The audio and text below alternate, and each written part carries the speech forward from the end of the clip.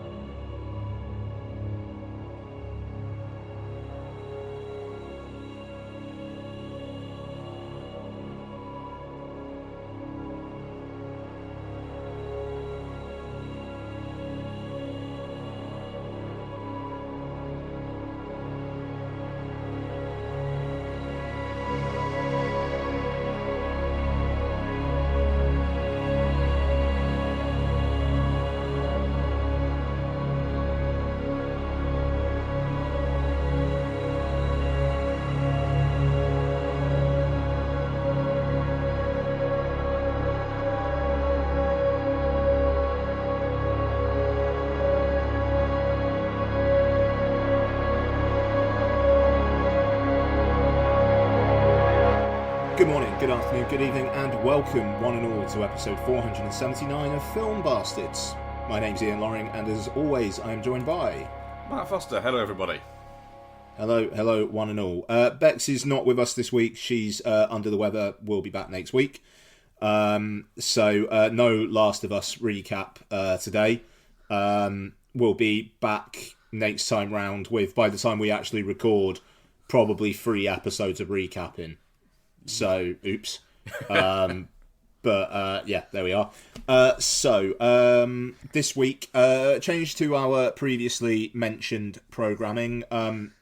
Mark is busy with work this week. We usually record on Wednesdays, but basically he's on late, so we're recording on Sunday. Yes. It would have, if we were trying to record on Wednesday, we wouldn't have started until like about 8:30. And so, yeah, that would have been all of our bedtime, apart from Becky's, by the time we finished.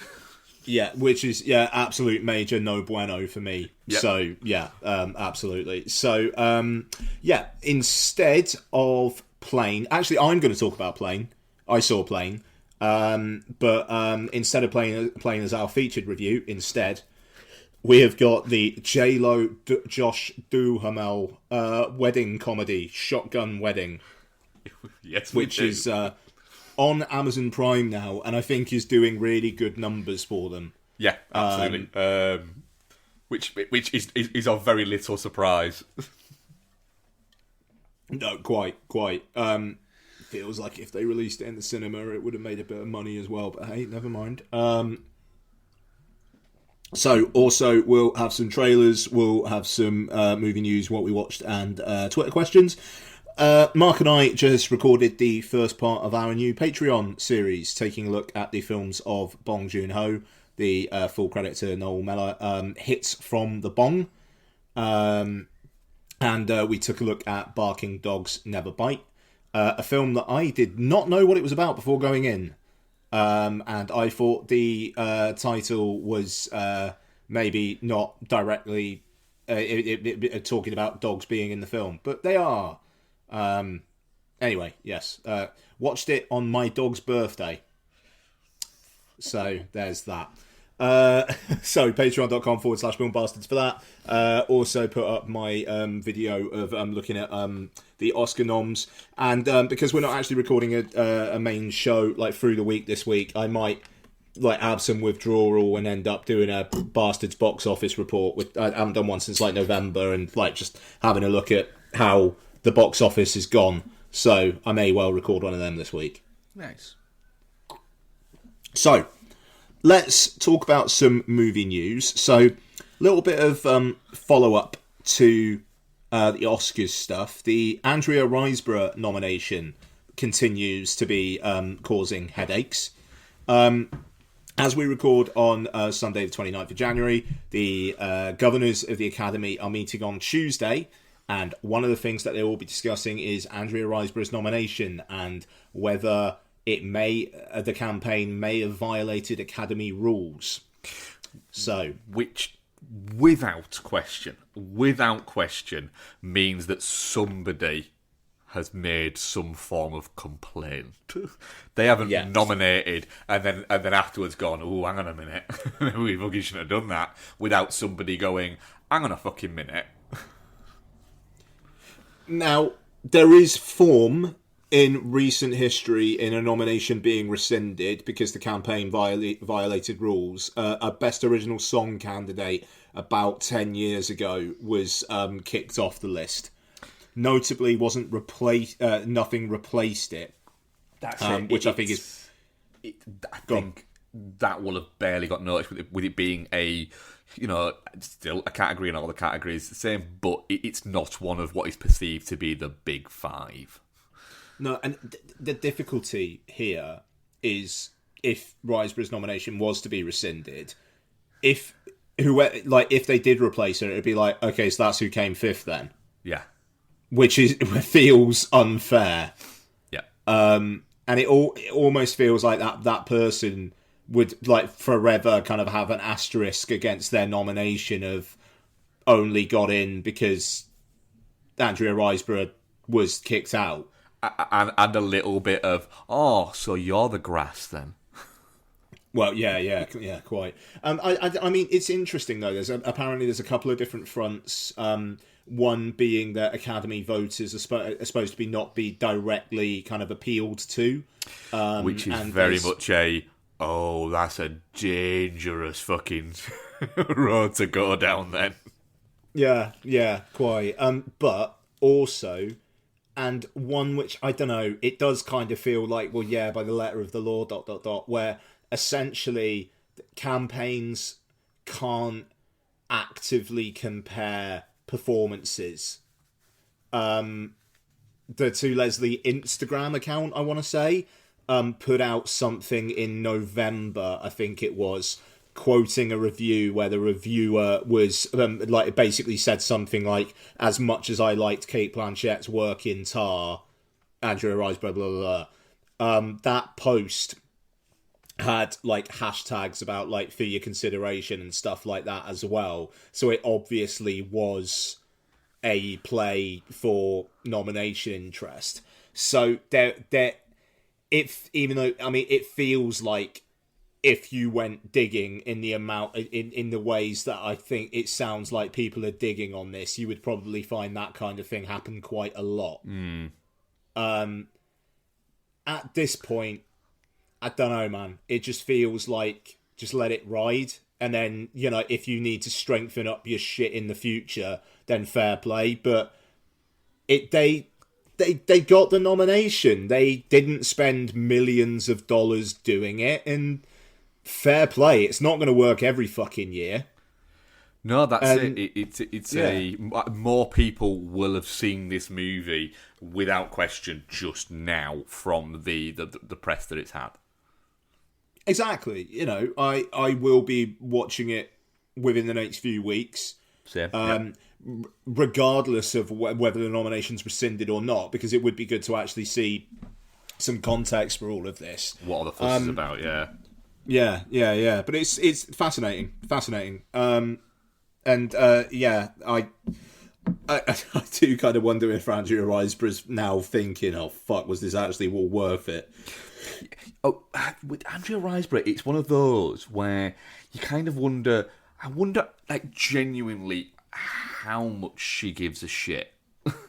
Like, she will obviously give a shit because she's nominated for an Academy Award. But Andrea Riseborough also does strike me as the sort of actress where she very much carefully picks her roles, and I don't think there's ever going to be like a 6-month period where she's going to be out of work. Yeah, quite.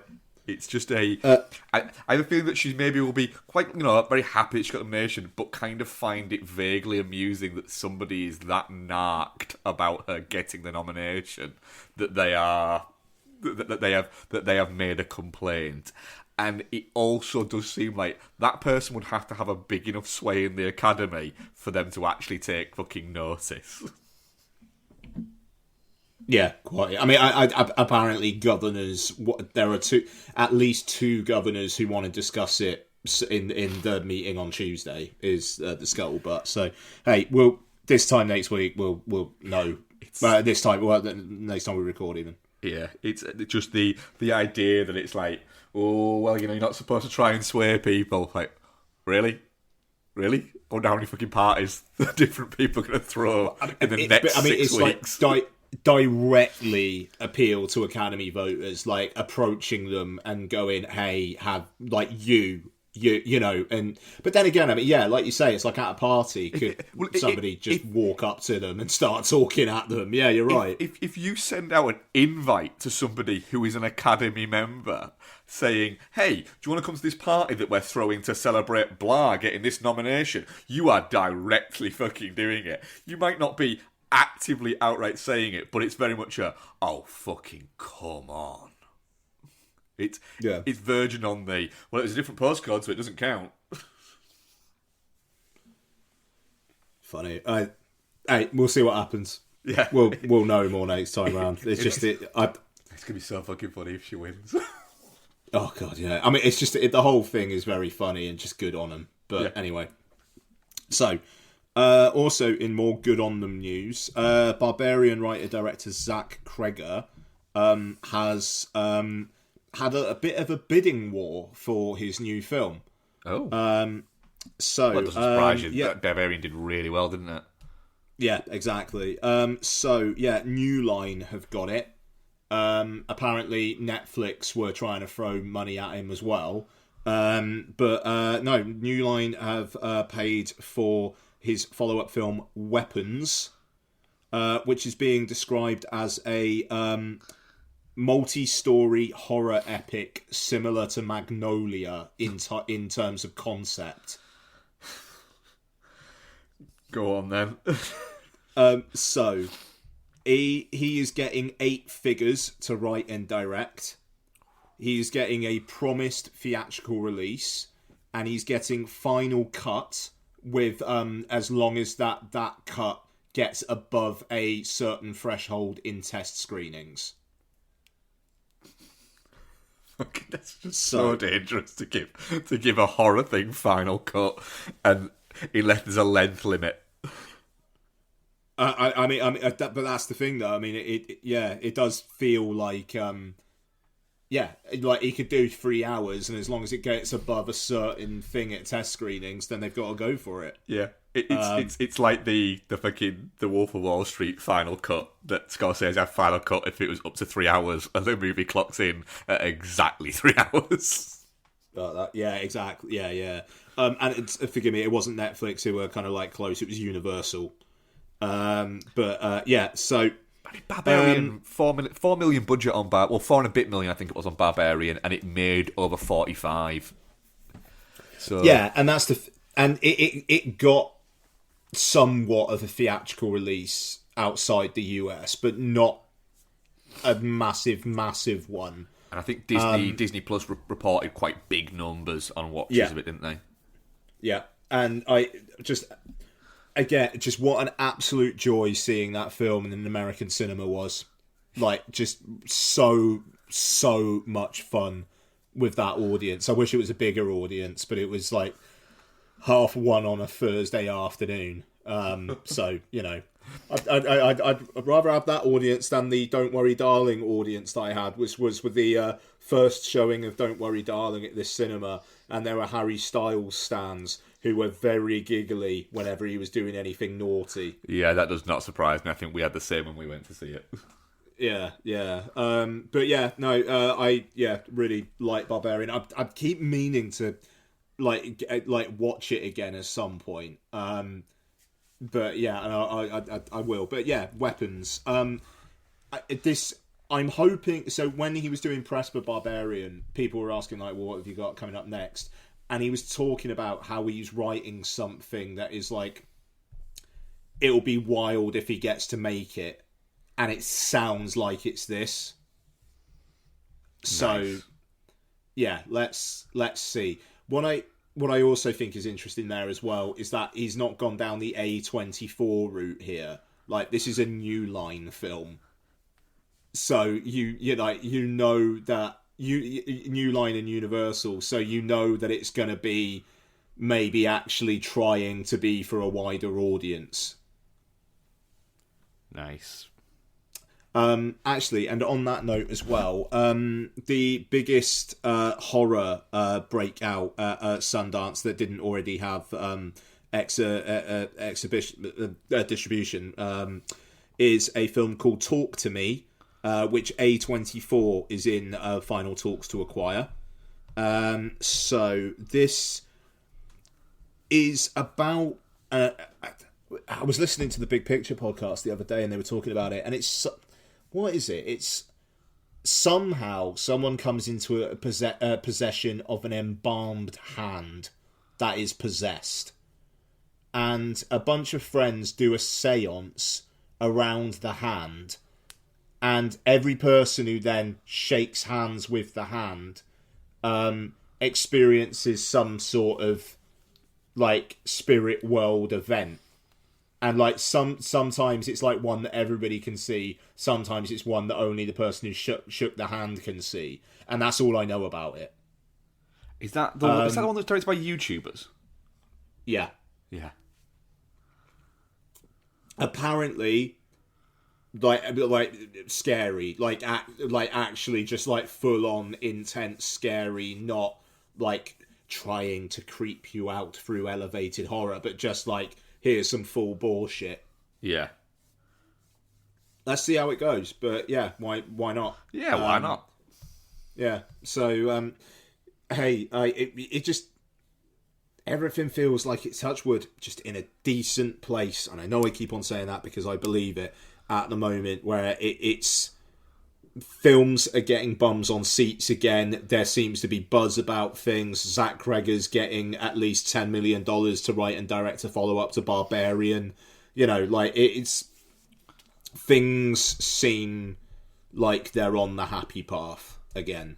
And starting from, like, next week, there's basically at least one big film every week for, like, months to come. Yes. Yeah, there is. It's a rocking and a rolling. 2 weeks away from Magic Mike's Last Dance. Fucking hell. What a treat. What a treat. Is. Jesus. Yeah. We were 2 weeks away. That's it. We're 2 weeks away from like it being getting into early February, and that's when things start to ramp up a little bit. Yeah, I mean, we got Knock at the Cabin next week. You know, new M Night. That's not nothing, like commercially.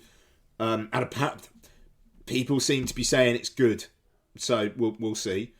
Seems to have a bit more "it's good" to it than old did. But then we got Magic Mike. Then we got Ant-Man. Don't know what we got the week after, but then the week after that is Creed. The week after that is Scream. I think the week after that is 65, or because I think 65 might have just got pushed back a week. I think it has, yeah. And it just keeps coming and coming and coming and coming. The one you were missing was Shazam, in it. Oh, that's March 17th. It's 17th now, that. Yeah. Which, what a segue. Yeah. What a segue. So, Shazam Fury of the Gods trailer. Zachary Levi maybe needs to put away his Twitter. Yeah. He may have accidentally said something that he might mean or might not mean, but might not mean it the way that people think that he means it. He really, really just needs to put a tweet out saying, I am not anti-vax. Because, yes, okay, he's saying, actually, no, my tweets about Pfizer are about, like fraud and blah, blah, blah. But a lot of people are coming at him about, well, what the fuck? And he's not necessarily denying it. He's just not saying anything. Yeah. And that says more than I think he thinks it does. Yeah, he maybe just needs to come up with one or the other and let people make their decision. Yep. But also, Shazam Fury of the Gods is just a film that I like the first Shazam. Yep. I'm sure this will be fine. It feels like it's a film that really should have come out just last year It feels like this has been about for ages. The thing is, I remember liking Shazam, but even though the new Shazam is coming out in a couple of weeks, I cannot be bothered to rewatch Shazam. Sure. And I remember liking it, but it's just there is not a single like little flicker of fibre in my being that is going, ooh, shall I rewatch Shazam? Like, no, you don't need to. I might. I've got it on iTunes, so I might, but I also very, very much might not. If I do watch it, it will be a lunchtime watch at work. Yeah, there you go. That sounds perfect. I mean, this feels to me like one of those films that got delayed because of COVID, and now it's just coming out, but it's not. But it feels like it's been dragging on. It feels like another Morbius. Yeah, it does. It feels like this feels like it was finished ages ago. Yeah, exactly. And it just now there's no plans for Black Adam. There's probably no plans for any more Shazam, but James Gunn's not going to say that before the films even come out. And it just feels to me like if this doesn't have a mid or post credit scene that is hinting towards something else, this film is done. This franchise is done. Yeah, it's out of the way. It feels like a relic from another time, and it's technically not. It's like The Flash, though. I think The Flash is going to feel like that too. If that ever actually happens. Yeah, well, I mean, I think it will now, because Miller actually seems to be maybe getting some sort of help, maybe, possibly. Possibly still going to prison. Yeah, but hey, we'll see. I think that comes out in June. And then you got Aquaman 2, at Christmas, and it's just all these films where James Gunn had no involvement in them, and it's just going to be are these just going to come out, do what they do, and then we're just going to have something entirely different? It feels so weird to me. I'll be honest, it feels odd that Warner haven't just said Shazam Fury of the Gods isn't getting released, and we're just going to do a tax write-off at this point. Yep. I wonder if they could. Maybe it's because they can't. What's the point? Anyway, what do you think of the trailer though? I don't know. It just looks a little bit unfocused.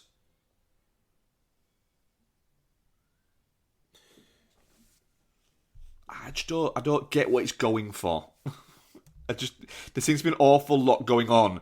It seems to have. It strikes me that it seems to have thrown out all these characters at the end of the first one, and then now doesn't really know what to do with them. Yeah, I mean, except for what they're all just going to get kidnapped at the end of the first act. Yeah, or something like that. Yeah, it's yeah, Adam Brody's in this. Yeah, I'm he's not sure. I'm just not sure what it's going for. Well, hey, we'll find out in a couple of months. I hope David Sandberg lands on his feet. I like him. I like his Twitter presence. I like his YouTube videos. Seems like a good dude. And I hope he kind of feels like someone who would vibe with James Gunn. I hope Gunn's able to give him another shot if Sandberg wants. Yeah, which we have no idea because Gunn keeps on saying that he's got all these big plans for it. But all these big plans seem to be him doing something with something and firing everybody else. I mean, yeah, I don't know. I swear I saw something where he said he was going to reveal stuff in January and there's been nothing. Yeah. Which seems like somebody at Warner has gone, everybody's suing us. Well, yeah. I will just say, I mean, I think, we've talked about this trailer before, but Creed 3, I saw that trailer in front of Plane yesterday, and that was getting some fucking reactions in the screen. Yeah, it could quietly be quite big, that, I think. Yeah, it's going to be a big old month for, what's his name, Majors. Yeah, quite. kind of can't help but think he's probably more invested in Creed 3 than he is in being the new MCU big bad. But hey, who knows? But yeah, it just, that film looks like it's gonna be about shit. It feels vital in a way that certainly the marketing for Creed 2 never did, because I think maybe just because of the Drago stuff in that, where it's like it's kind of still attached to the Rocky legacy, whereas now this is fully Creed's story. Yes. And I'm quite looking forward to that, I've got to say. And Michael B. Jordan directing it, it's just very exciting. My only worry is the rumoured run time. Was it like 2.5? 2 hours 45. But hey, if it's going to be some like epic battle between Adonis Creed and his like childhood bestie turned wrong'un, sure. I'm kind of up for that, to be honest. Yeah. I'll spend a few hours in the IMAX being hyped. Yeah, the thing is, it's one of those where I'm looking at going, do you know what? It definitely could warrant that long. But it does also worry me that it's going to be a little bit, I don't know. You've got to be very careful with a movie that is that fucking long. I'm looking forward to those aspects more than I am the Tessa Thompson aspects. I'll say that. Yes. Because she's an incredibly boring screen presence. Yes, yeah, unfortunately so. But Creed 3, man. And just like, again, like in front of Avatar, there was this IMAX Creed 3 featurette where he was talking about using the IMAX cameras to create like really immersive boxing sequences. And he's been out there in the press saying that there's a lot of anime inspiration to the way that he's shot the fights. All right, that's and interesting. That's new. Yeah. Cool. Let's see what you've got. Really very, very hyped for Creed 3. And again, we'll find out in a few weeks. It's just like shit's ramping up now, man. Yeah. Yeah, it really is. Yeah. Also, actually, I saw the trailer for The Whale. Not the teaser trailer that was like a minute long, but the actual trailer. The full trailer, it's the first time I've actually seen that trailer. Is it? At all. I've seen it a few times. It's been ahead of the past few things that we've gone to watch at Parkway. It's been there.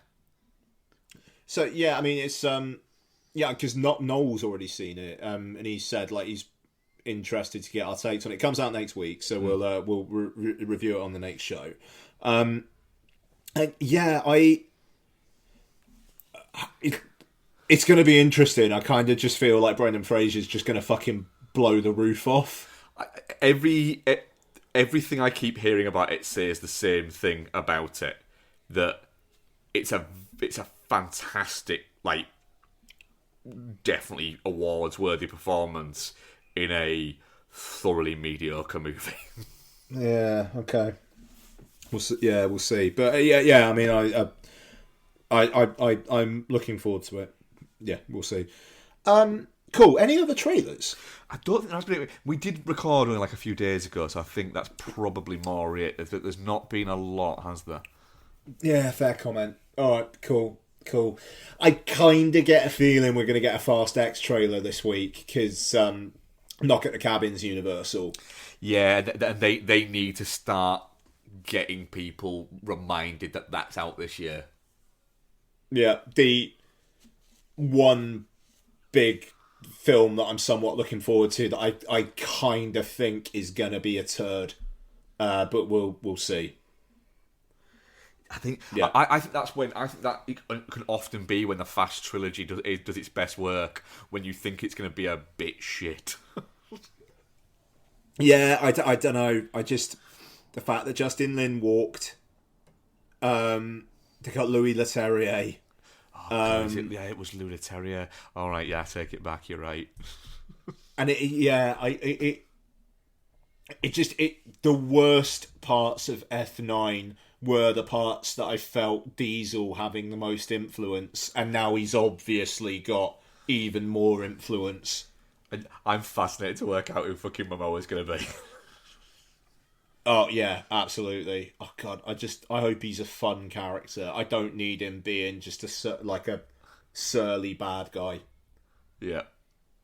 But yeah, we'll see. But yeah, I think we're gonna get that trailer next week. But yeah, we'll see. Okay, so I didn't get who directed Shotgun Wedding Up. Hold up a second. Momoa on Dante, the character he's playing, the fact that he's called Dante. Momoa has described the villain as very sadistic and androgynous, and he's a bit of a peacock. He's got a lot of issues, this guy. He's definitely got some daddy issues. Is he going to be fucking Vin Diesel's brother? I mean, androgynous was fascinating. Yeah, androgynous, yeah. Interesting. Okay. Yeah. Well, we will find out. Yep. We will find out. Shotgun Wedding. The only reason I agreed to a traditional wedding was because you said that we'd have moments alone. Hey, hello. It's Carol. Hi. Hello. Your future mother-in-law, Carol. Yep, I know your name, Carol. I brought some of the extras for the welcome bags in case you want to make one for Sean. Oh, great. Thanks. All right, thanks. Tommy, she's not wearing any pants. I just want to ask, and I hope it's okay. Is that genetics? Or is it like Pilates? Oh, Mom, now's not the time.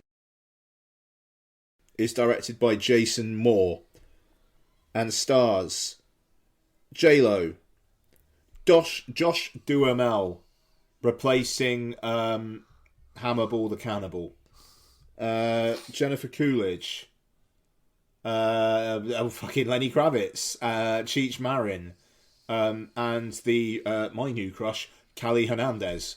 Is she the sister? Yeah. Yeah.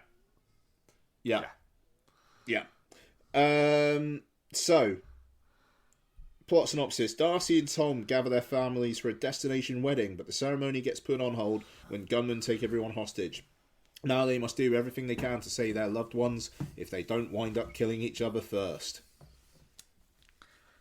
Mark. Yeah. Shotgun Wedding. This feels like a decent amount of Mark Nip. I'm gonna say that you liked it.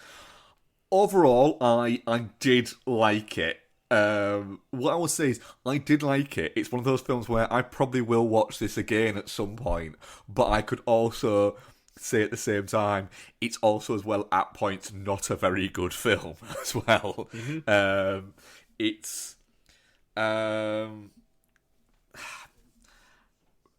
I actually think, weirdly, Josh Duhammel is probably one of the best things in it.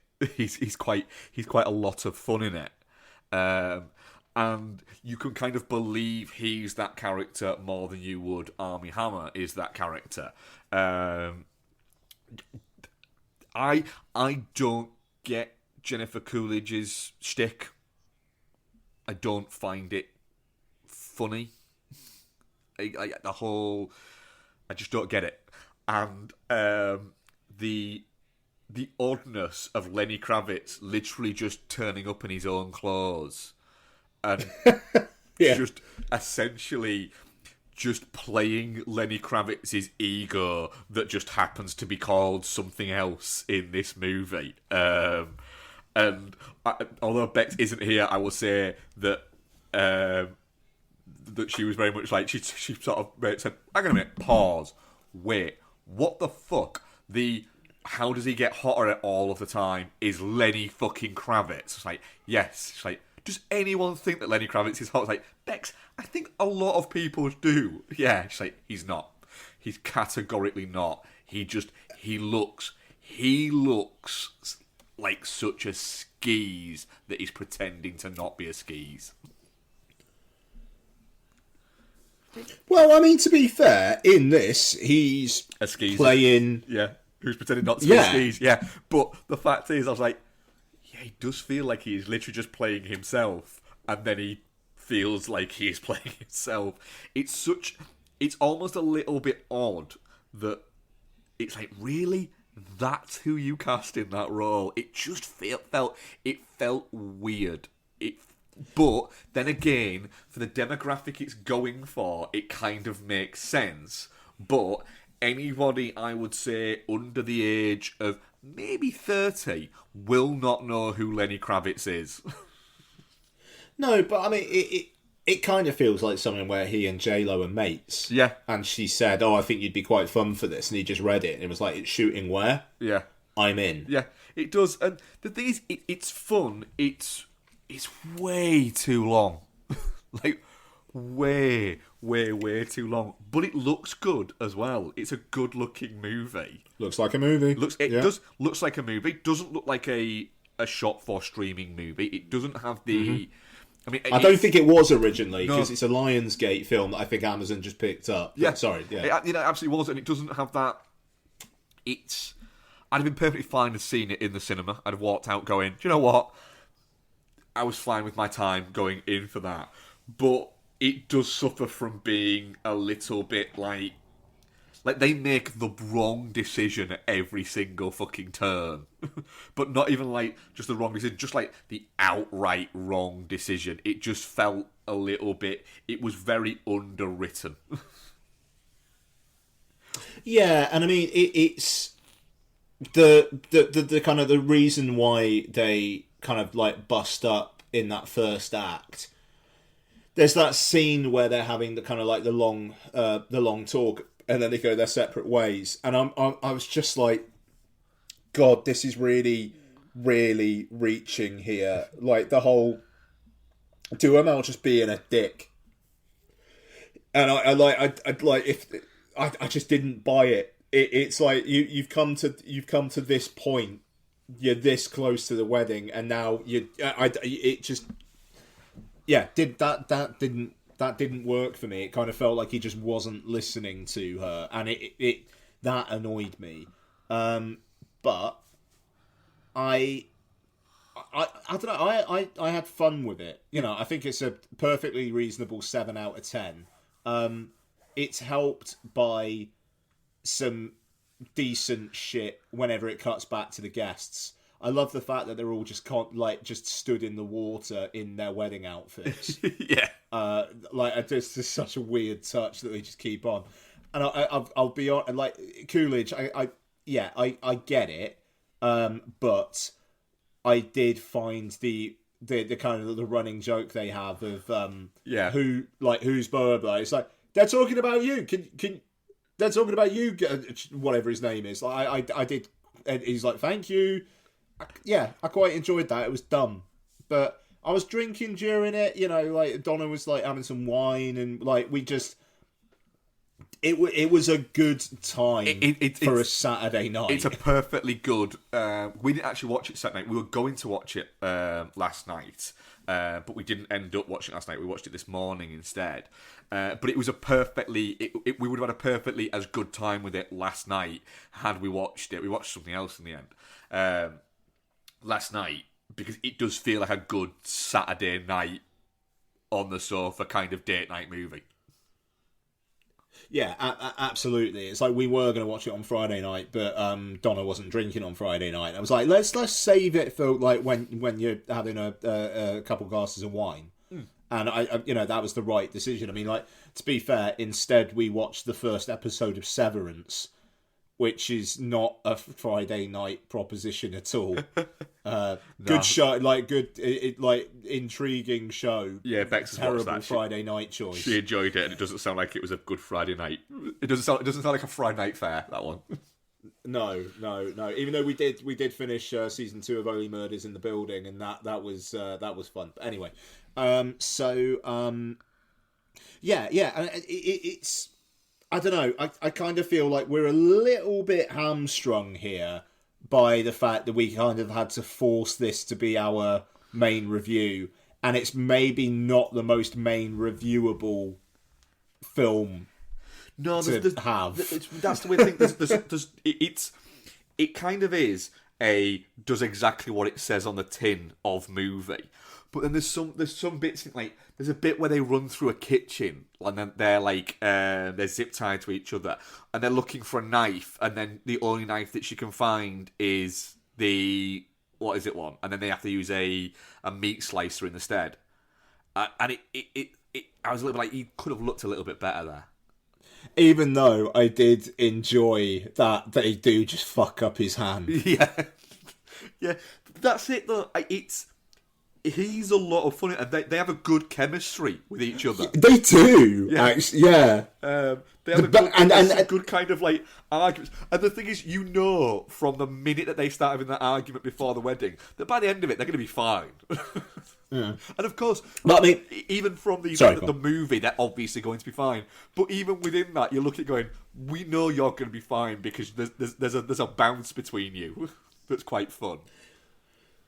There is, and I feel like it worked better than it would have if it was Armie Hammer and JLo. Like, I feel Josh Duhammel more age appropriate. Yeah.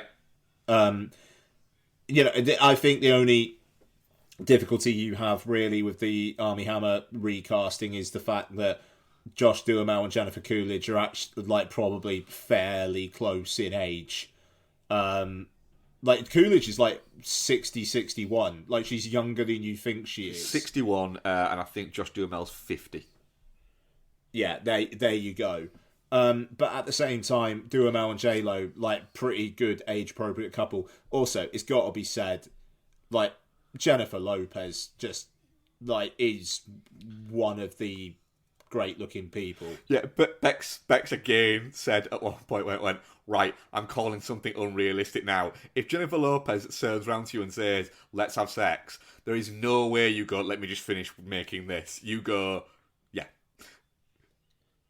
Just that I very much enjoyed the her being too short to reach the thing, and Josh Duhamel being like, "Oh, I hate that you're so short and you have to reach for things." You know, it's just, I hate how it turns me on that you're too short to reach things. That was it. Sorry, yeah, which is great. And it kind of almost feels like she just whispered in his ear and said, "This is something Ben says to me. This might be funny." Yeah, there's definitely something there. You get the feeling like his casting was her idea because they do seem like they seem like they were having fun playing off each other, and weirdly it's don't know. Josh Duhamel is a good looking dude, but it almost feels like a little bit like it's quite good that he seems like you can say, do you know what, that guy's punching a little bit and he kind of knows it. He's Johnny Knoxville's hotter brother. yeah, he is.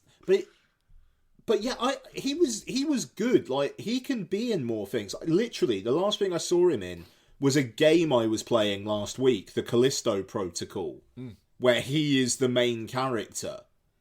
And he's been in other video games. Like, he was in he's been in some Call of Duty, and it kind of feels like it never happened for him. Like, he was in Transformers, and he's been in action films and things like that, and it's never quite happened for him. But then in this, he's good. Yeah. It almost feels like one of those where he tried, it never quite worked, so he decided, do you know what? I can't be bothered to try again. I'm getting too fucking old to try again, and I'm competing with dudes that I know I can't compete with. So I'm just going to go off and do, like video game things and do, like, voiceover work on Batman stuff. Yeah, and I don't know. It's a shame. I've always liked him in anything I've seen him in, to be honest. I've always found him to be quite a fun screen presence, and he's a lot better at comedy than he is at when he does things where he plays like the budget action man. Yeah, and that's what he needs to lean into. But I honestly, I think the chemistry between him and JLo in this is probably the highlight. Yeah, it is. It's good fun. Him explaining to her that she's got a grenade in her hand because she hasn't quite realised. Oh yeah. You remember that time that you told me to pull over and that was good. He's good. I mean, that's good stuff. Yeah, he's a good comedic actor. Yeah, no, fair play. Callie Hernandez is great. I knew I'd recognised her, and, you know, she was in Alien Covenant and whatnot. She's been about. She could be in more things, please. And yeah, it was a good Saturday night watch. Yep. Looks like a film. It has some kind of Lost City-ness to it. Yeah, I felt there's definitely that. Yeah, there's definitely that. And that's no bad thing. Lost City is a better film, but this was decent. And like I said earlier, I feel like it would have made some money if they'd actually put it in cinemas. Yeah, I think in the few like cinemas that it's had, it's small release that it's had, it's made like nearly 6 million. Okay, well there you go then. You know, and Amazon have put it out in fuck all screens. Oh yeah. So, hey, look, definitely not shit. It's, you know, Lord knows it's not going to be turning up like end of year lists or anything like that. But it's a decent time. It's a solid time, and like I say, at some point I probably will end up rewatching it again when I'm sort of flicking through and going, fuck it, yeah, I'll watch Josh Duhammel and fucking JLo frolic around for 2 hours. I could see Donna and I watching it again at some point. Yeah, for sure. Our audience poll, definitely not shit, 33%, touching cloth 11%, shit 33%, and Geostorm 23%. That's a fucking wide gamut. It is actually weirdly wide gamut. It is quite a mixed bag there.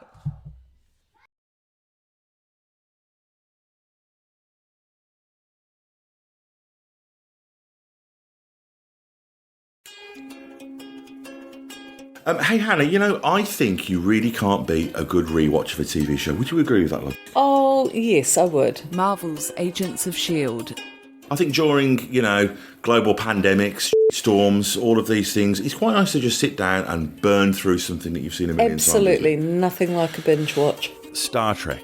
Babylon 5. Because you could sit there for hours looking at serial killer documentaries. Absolutely. That doesn't make you a weird person at all. It doesn't. Yeah, you could watch documentaries that all seem to be about women killing men. Love you, darling. You could put off watching Daredevil for the 30th time. Harry Potter.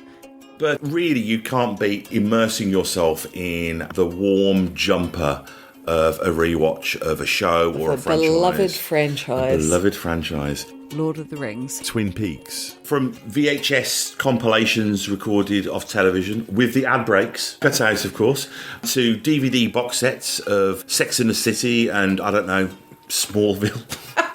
Farscape. Quantum Leap. To giving up finding new content on Netflix and just having a comfort trawl through Star Trek The Next Generation or Parks and Recreation. I think that we can all agree. There's a lot to be said for that. You can't beat a good rewatch. So, with that in mind, join Hannah and Mike from Chinstroker vs. Punter as we burn through some of our favourite franchises and share our immediate reactions to each instalment in both spoiler and non-spoiler sections.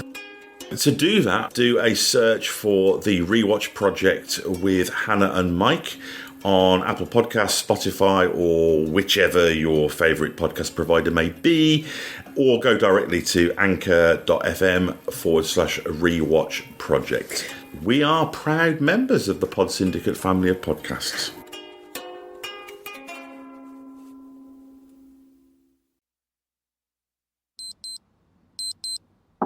Hey, Jason, you awake? Yeah, Dad, been up for hours. Jace, did you eat your oatmeal? Yeah, thanks, Mom. It was delicious. Jason Shepard likes to stretch the truth. Producer Marty Wolf has never told the truth. I think we just hit a kid. I'm on the phone. Fate brought them together. Thanks for the ride, gentlemen. But a lie will keep them together. Big Fat Liar is already being touted as next summer's must-see movie event. That guy stole my paper. How'd you come up with this idea? Some ideas just come to you. Yeah, from my backpack, you loser! Pack your bags, we're going on the trip. Now, two friends are on a mission. Hey, remember me? I wrote Big Fat Liar. This is Hollywood. We play by our own rules. To make one man's life a living nightmare. It's payback time. They're airborne. Got it. What's happening? We gotta jump! Can I take a message? Mr. Wolf is about to go into a meeting. Color dye? You really think it's gonna work?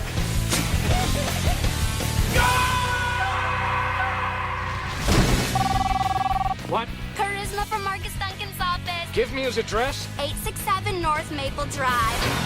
Die, clown, die! Frankie Muniz, Amanda Bynes, and Paul Giamatti. Hey, Marty, I like your new coloring. It works for you. You did this. Hiya. Call me. Big Fat Liar. We're moving into phase 4. Back off, man! You know, they told me to pick up a little blue car. They didn't say anything about a little blue man.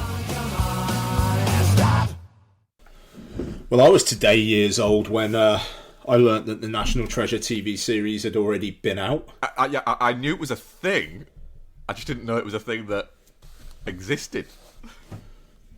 No, and I mean, so Mark and I have been corresponding on our WhatsApp, even while just taking a little break there. And so on Disney Plus, have a look at the header image for National Treasure: Edge of History. Have a look at the guy on the left. Mark, what did you just describe him as? Because you are bang on. But he's not real. He's an NPC for sure. He's PS3 level. It is weird. That guy, he looks like his neck doesn't look right. He doesn't look right at all. He looks like if I scrolled round with the fucking right analog thing, he'd spin round. Fuck, you know. Yeah, exactly. Who's in this fucking thing? The thing is, my brain immediately, when I see something like that happens, it goes back to Rupert Friend from Death of Stalin, where he's pointing at that guy and shouts, "You're not even a person." Oh, nice. I mean, great, the next line says, "You're not even a person, you're a testicle." But it's that line, for some reason, at any moment like that, sticks in my head. I mean, Catherine Zeta-Jones is in that series. I mean, that doesn't surprise me. Hollywood is not exactly knocking down on her fucking door anymore, is it? Wowee. I think I found this guy. He's from the stage. Antonio Cipriano. Yeah, he's from the Jagged Little Pill Alanis Morissette musical. Which I was today years old when I found out there was a Jagged Little Pill musical. Wowee. I found the other guy as well. The I can't believe it's not Ryan Philippe. Jake Austin Walker. Yeah. I mean, yeah, sure. God, it's like Skin Job the movie. Fuck on a TV series. Man. All right, fair enough. Anyway, National Treasure TV series. Wow. Okay, let's talk about what we've been watching. So Mark, you've got a lot. I'm kind of feeling like maybe you do half, then I'll do all of mine, then you do half. I've definitely got less than you this week. Yeah, I mean, I can speed round a few of these, so maybe I'll speed round some, and then see how it goes. Yeah. Okay.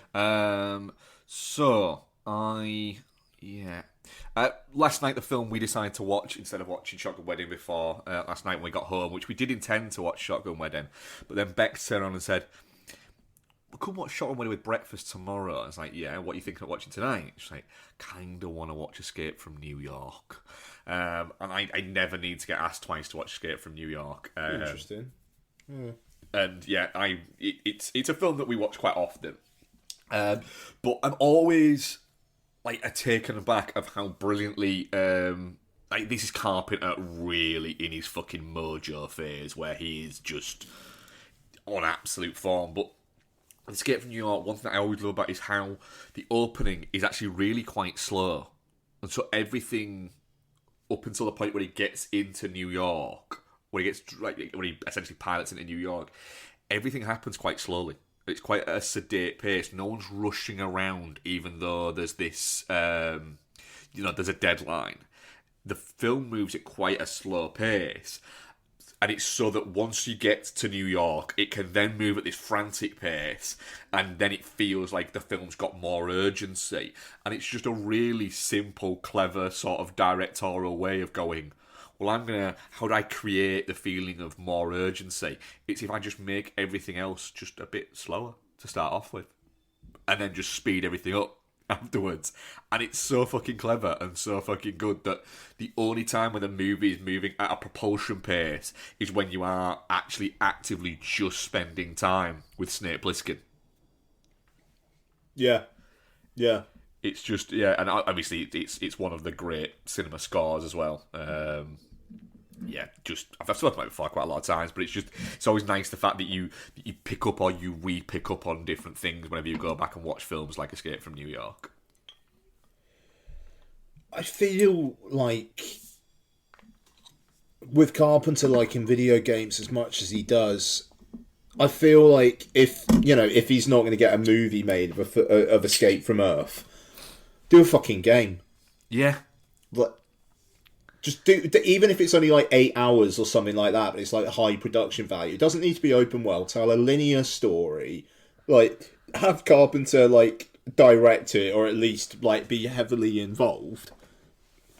And why not do that? I mean, I'd prefer if Netflix were like, here you go, Johnny, it's $40 million.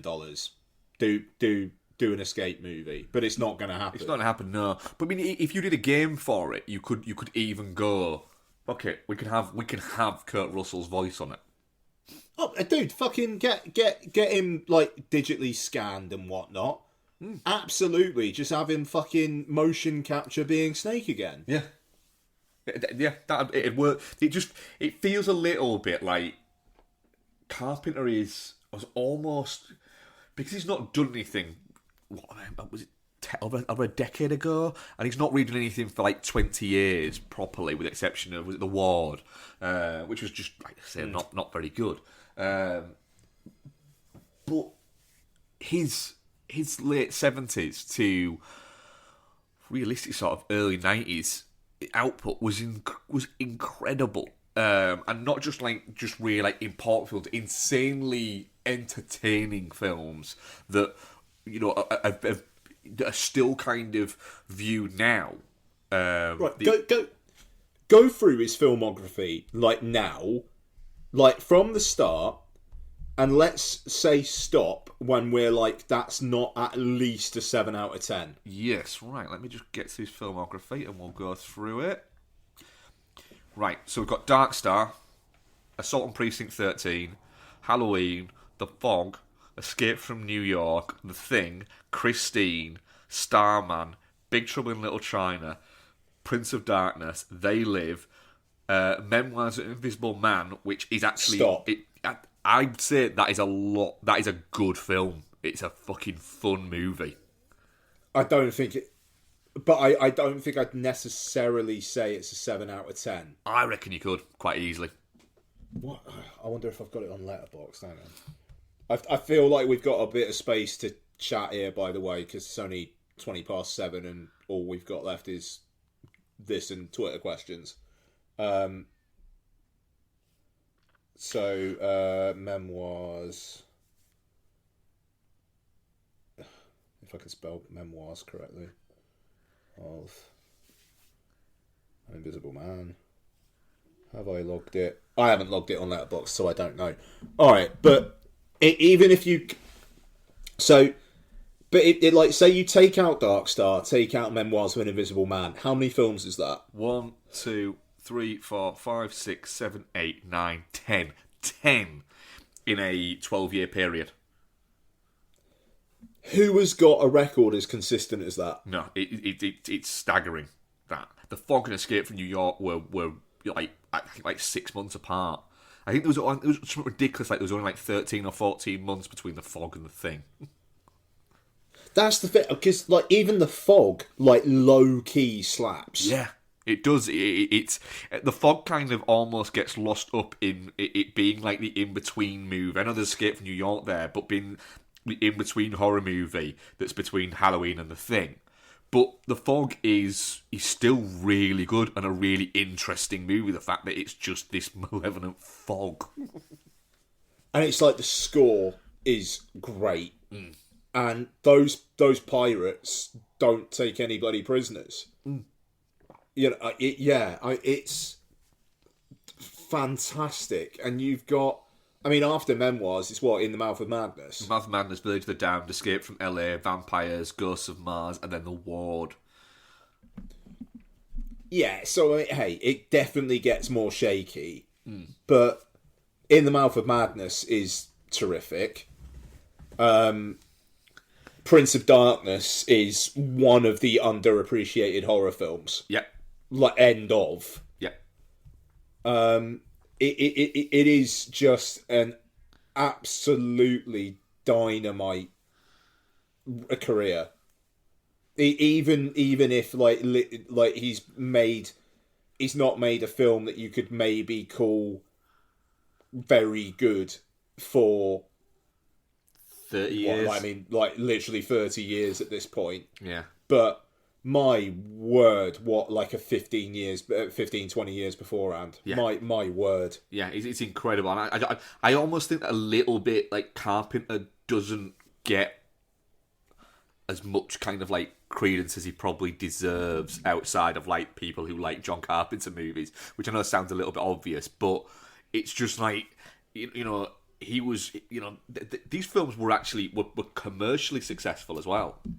It wasn't like he was just making like indie hits. You know, the films were making money as well. I'd say when he does eventually pass, I feel like he's the kind of filmmaker who does just have so much general industry respect that they will do potentially a special couple minutes for him at the Oscars. Yeah, because he's, you know, he was innovating as well. He was doing like interesting stuff, and was having a political voice without sort of hammering it down your throat. It's. I mean, like I said, we've got, even in our living room, we've got 3 John Carpenter posters up. So yeah, it's he's my go-to comfort film watch filmmaker, I would say, for sure. And yeah, I mean, even not within that, I you know, because that was just his the Elvis movie that he made with that was technically a TV movie that he made with Kurt Russell is a really good watch. Yeah, I mean, look, one of my prized possessions and maybe the greatest kind of like present Donna has ever given me is a framed Death Waltz record Carpenter art print signed by Carpenter. Yeah. And it's hung up in our living room. And we don't like, that's actually the only bit of film paraphernalia on the living room wall. Like, our hallway is where like my film art tends to go, even though my Blade Runner 2049 one, we're moving that into the living room. I need to do that. But yeah, it's so, and you know, it's like I bought the Halloween 7-inch signed by Carpenter at one of the gigs. Like, how many times have we seen him? Is it twice? Twice, yeah. Yeah, but you know, I mean, and that's wild. The fact that, you know, it's this like major film director, and we've just been to see him perform his own scores live twice. Yep. Bonk, isn't it? Yeah, well, I mean, which is really weird, actually, when you kind of say it out loud, but it's very cool. Yeah. Yeah, like, it just, man, the thing is, I want him to do another film, but also I want him to just play his video games and be happy. That's it. I want him to do another film. If you could tell me if you could sort of before it happens, if I could go, right, is it going to be like an 8 out of 10, and it's going to be, do you know what? Yeah, it doesn't need to blow the fucking the doors off, but is it going to be at least good? Actually, do you know what? I just need to know, did he make it on his terms? Yeah, that's it. And the thing is, I think if he ever did make another movie, which he's very much come out and said, you know, I'm not saying I won't. I'm just saying I don't know whether I can be bothered. It's very much like if he did announce next week, I'm making a movie for X streamer or I'm making a movie for X studio, you know that it's because he's got the budget, he's got everything that he wants, he doesn't need to do it. Yeah, quite. But also, he talked about how much he'd like to make a Dead Space movie, and apparently someone's already attached to it. It's like, let Carpenter make a Dead Space movie. Yeah, just let him do it. Just let him do it. Like, it's, yeah. Cool, sorry. That was film number 1. Well, don't worry, I've got a few that I can just kind of bounce through. I engaged on that more than I usually do, so that's my fault. Well, sorry, go on. The next one I watched was a film called Heavyweights. This is the one that Noel put in the chat, a snip of your letterbox to that saying never change, yes, yeah? That is. Okay. Directed by Stephen Brill and written by him and Judd Apatow.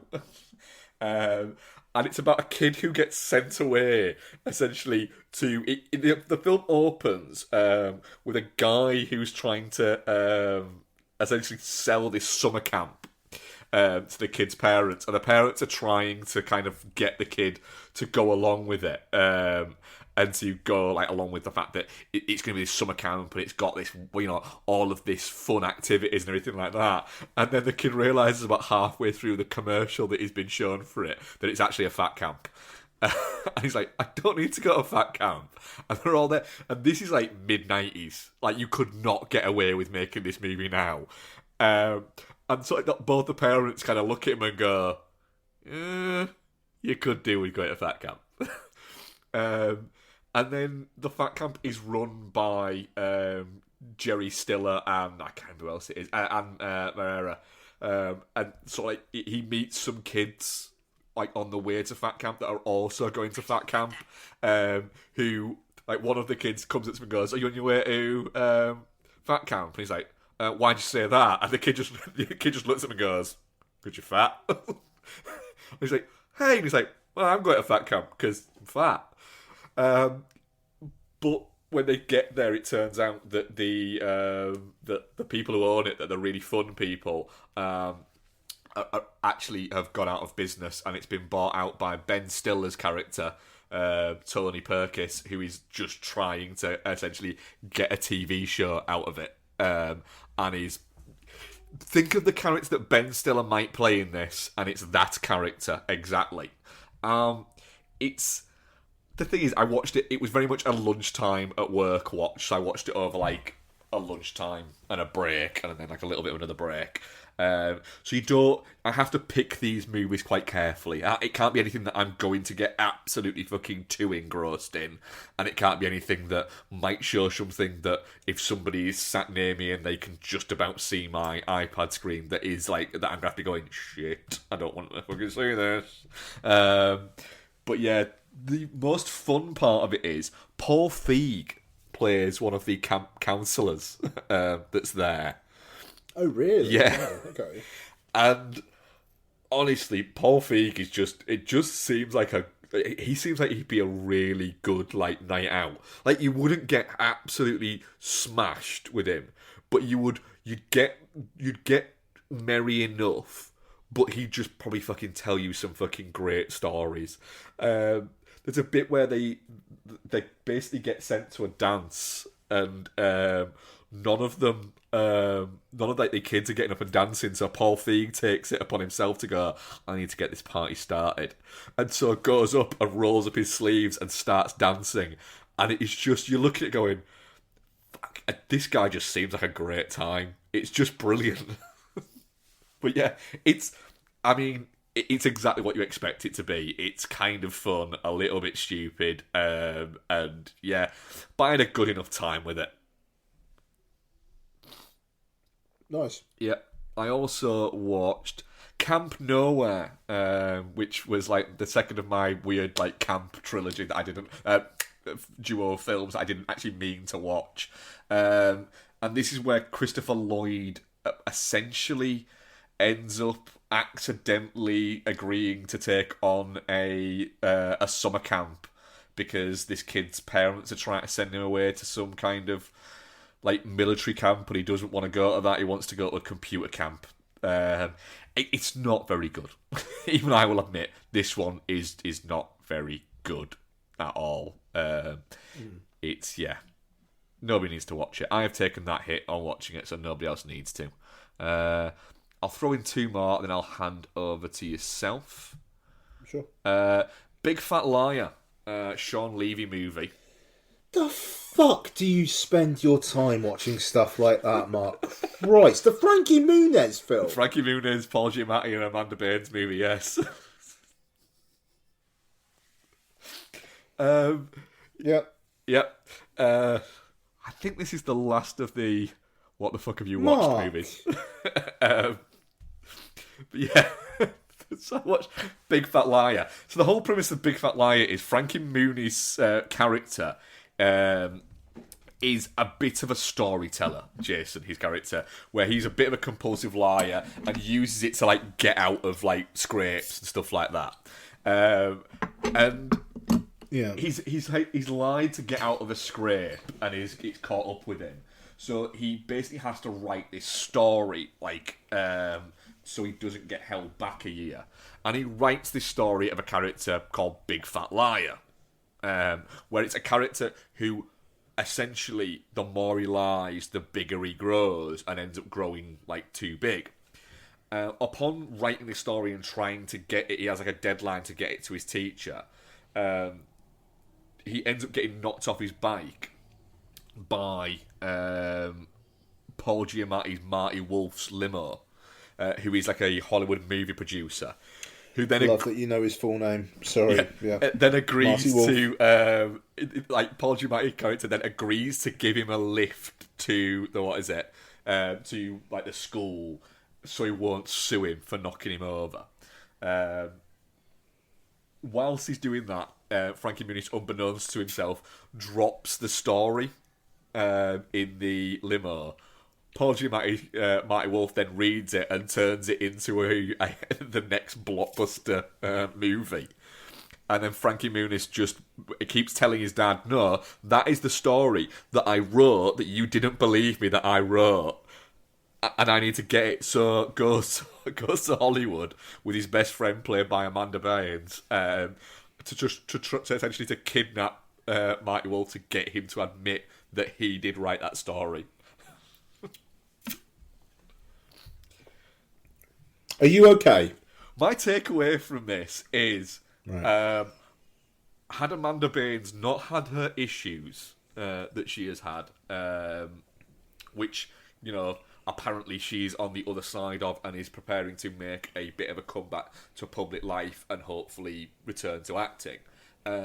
She's fucking great in this. Like, as a child performance, she's really fucking entertaining and just a lot of fun. And you watch it going, yeah, I can see why she was like put down as being the next big thing, because she's just a good amount of fun, sends herself up. There's a bit where she Frankie Muniz asked her to create a diversion, and she does, so that he can get into this office. So she creates a diversion by essentially getting the the girl on the reception to go outside because they're saying that her car is parked on a dog, and then to sort of kill time while she's waiting for it, she just takes over doing like the receptionist job. And it's just really quite amusing watching her do it. It's quite I had a much better time with Big Fat Liar than I thought I would.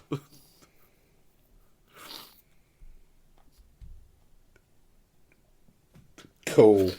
And then the other one that I'll do before I hand over to you is another. Sorry, I'm sorry, Mark. There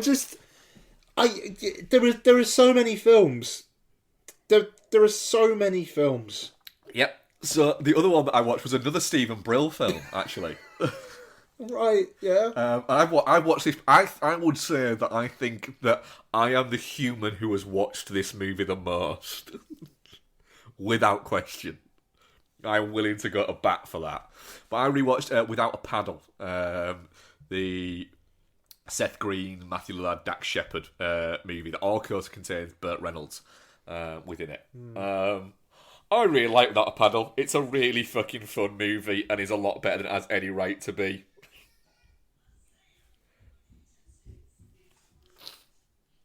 It's good. Yep. Go on, what have you been watching? By the way, the rest of my things are actually pretty good. Apart from one that I did message you about. Not apart from, I'm not saying apart from. There's one, I think you agree with me that it's a good movie. That I said should be reviewed as should be on Criterion and should be a fucking classic. And nobody else is willing to admit this. I legit have no idea what that is referencing. Well, your text the other day, I was like, what the fuck is he talking about there? But okay, well, hey, there's a teaser. Okay, so yeah, I've only got a few, and a couple will be like super quick. So I rewatched Everything Everywhere All at Once for the list last week, and obviously it was my number 2 if memory serves. And yeah, I mean, it is a fantastic film that even with all the swirls of hype around it, it is just like, yeah, that film is just a bit of an insight into what cinema, like the direction that cinema's going in. It kind of feels like a film like Shaun of the Dead back in the day, where you're going to get people in their teens and early 20s watching it and going like, fuck me, I really want to make films a go. Mm-hmm. Like, I want to be in the industry. And yeah, just it's a marvellous piece of work is EEAAO, and I wish it all the luck in the world in the upcoming award season, not that it needs it. So, also a film that I wish all the luck in the world in the upcoming award season is a little film called Top Gun Maverick, which I watched for the 5th time this weekend. Because I just love it, and it was Friday night after watching Severance and whatnot. Donna had left the room for a couple of minutes, and I was just like, I was going to put Maverick on for however long Donna's out of the room for. And then she came back in. I was like, "Oh, do you want me to put it off?" And she was like, "No, it's all right." She was like on her phone, and she was like, I've not seen this, so I'll have a look at it every now and then." And she completely switched off. It's just not one of her things, and that's absolutely fair enough. Donna watches an awful lot of shows that I have zero interest in, and that's absolutely fine. So, so Top Gun Maverick, that what I particularly took out of it this time round, I think Eddie Hamilton has got a really good shout of winning the Best Editing Oscar. There's some really just thumping cuts in this. Yeah.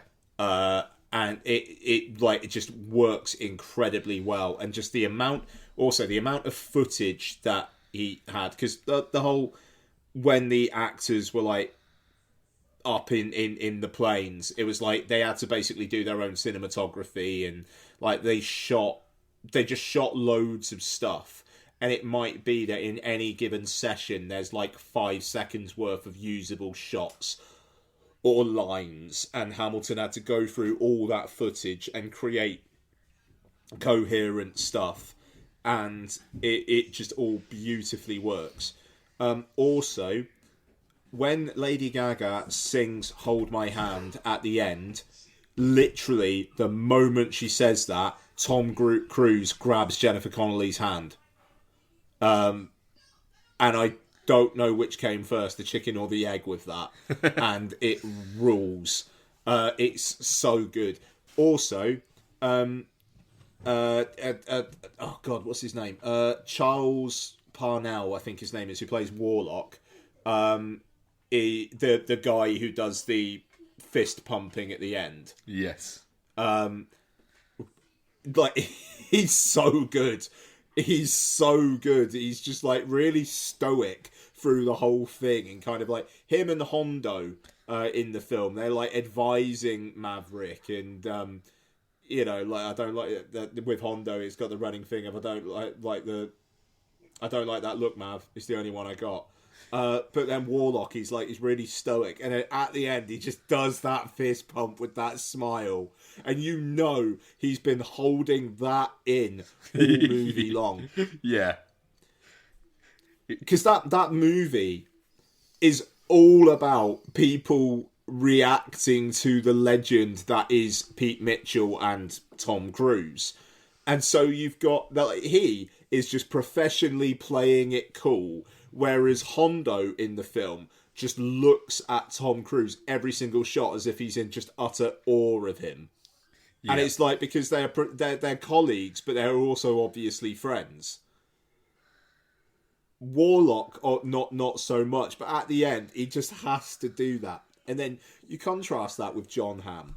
And I really, really like that in this, John Hamm is I know I'm not the star.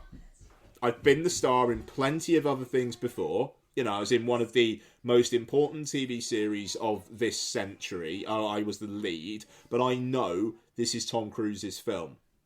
Yep. And he's basically almost that character is bringing that into it. This where he is his superior, and is just I don't vibe with you at all. I went through the ranks, and I don't have that relationship that you have with Iceman. I'm just a guy who is above you, telling you to do shit, and there we are. And I think you're dangerous. I think you're reckless. Blah blah blah. Blah.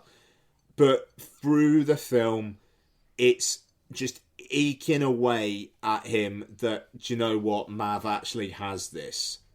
There's the sequence where they're on the beach playing I can't remember what it's called. It's like American football, but it's like the dogfight yes. ball or something. And there, John Hamm starts chewing him out and giving him shit, but then sees the logic of it, but never actually says that. Yeah, he has a bit of a look. He starts chewing him out, then he starts to look up and kind of almost realises, fuck, I get why he's doing this now. Yeah, exactly.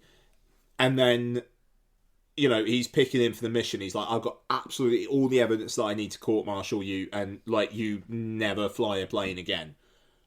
But I'm gonna do this. And he never says, you're the right man for the job. He never congratulates him or anything like that. And the one moment that you get is in that shot where Warlock is so happy and fist pumping. John Hamm is doing this look on his face that is this contorted, I'm trying to hold in a smile, and it's just this grimace. But it's literally, he still just can't do it. When he's not in Mav's eye line, when he's reacting to what Mav is doing in that kind of command center, and he's doing these surprised faces and things like that. I'm convinced that character would not do that in front of Maverick. He would not show that in front of him. Mm-hmm. And this is just the closest he can get. It's really good. It's a good, subtle character arc. And I swear to God, Top Gun Maverick has just got these layers all the way through it. And it just succeeds on every level. But I find interesting shit in it every time. Because I'd never really considered that about John Hamm. But I was watching him in this, and yeah, it's there. It's there. Yeah, so he's definitely not just there to make up the numbers, is he? No, no, exactly. It's wonderful. Also, just Lewis Pullman as Bob. I love the fact that in the first scene he's in, he's a bit of a figure of fun, but then he's just proven himself, and then he is just one of the team. And the football sequence, he grabs the ball, and they're all like Bob, and they're not taking the piss out of him. He is just one of the team, and he is just incredibly dependable. And you know that he's got Monica Barbara's back, Phoenix, her back, and pays out like a slot machine every single time. This film, it's not. It's such lost a step. clever thing as well. The fact that his code name is just Bob. Yeah, exactly. And it is like, because it is just a bit of a piss take or something like that. And it just, but no, he is just really dependable. And a lesser film would have had scenes of him getting fucking bullied in the changing room, and Pete like having a sit down with him and talking to him, and he finds his arc through the. No, he graduated Top Gun. Yep. And so because of that, they kind of are very much like, do you know what? He's done what we've done. There you go. Yeah, and just that great that early on as well when they're first flying and Hangman's taking the piss out of him, like, oh, was Bob Stanford baby on board, and just the way that like at the end of that sequence, like he's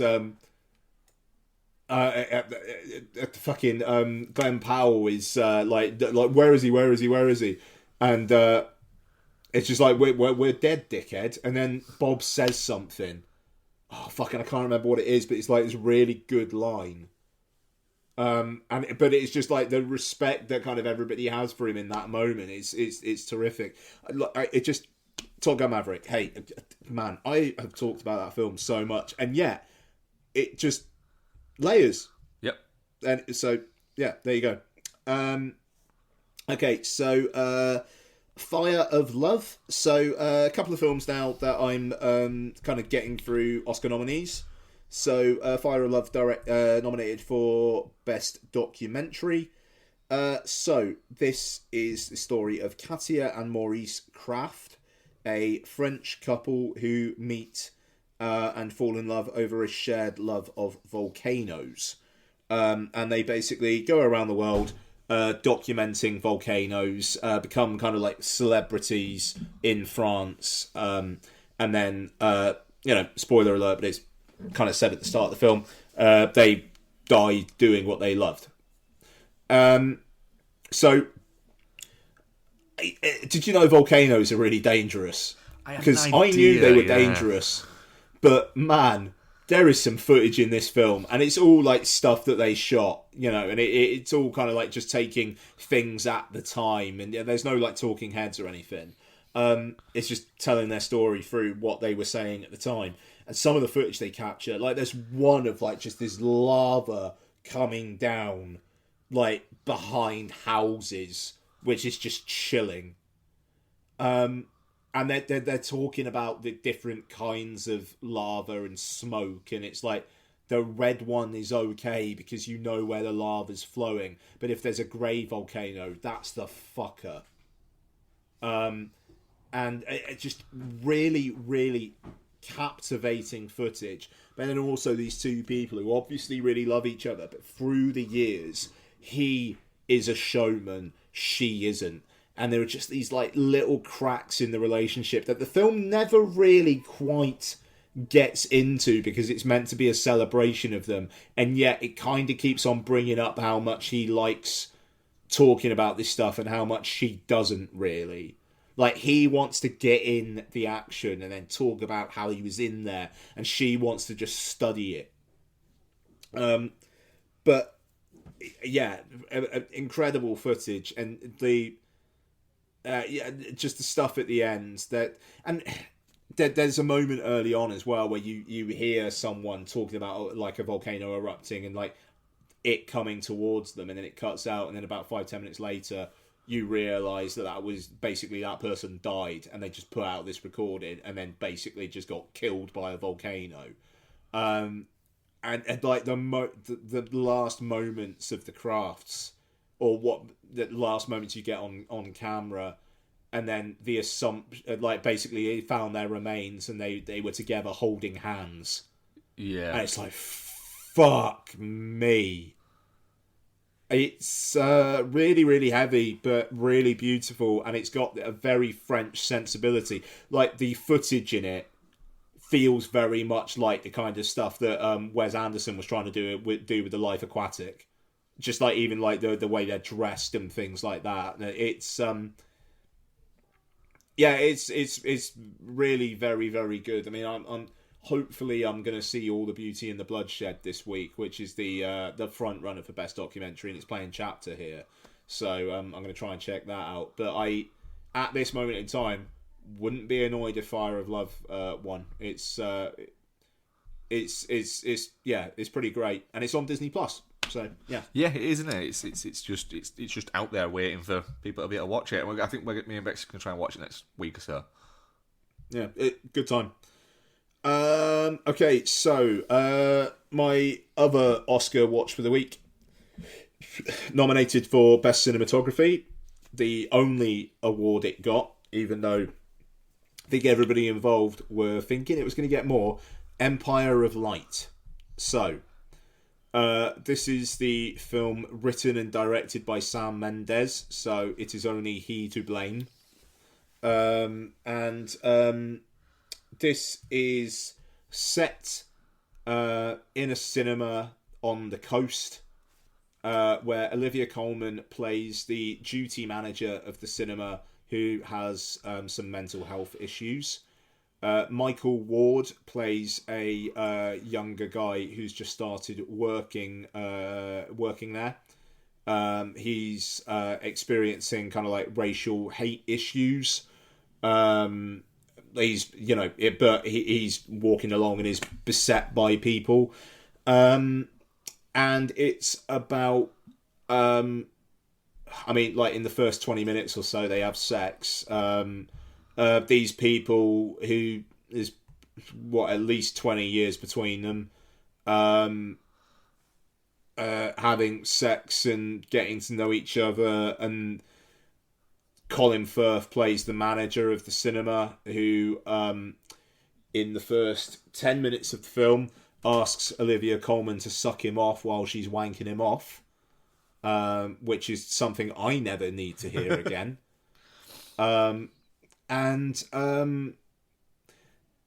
Toby Jones plays a projectionist who has a couple of monologues about how great movies are. So, this film, if it was written by someone who wasn't Sam Mendes, would not have been made. Or at least in this shape.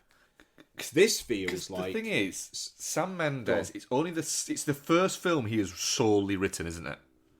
Yeah. Yeah. It's just a bit weird that it's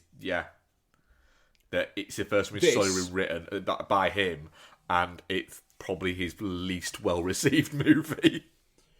I mean, he's obviously written it in lockdown, and it's part of a few films this year that are, this is how much I love cinema.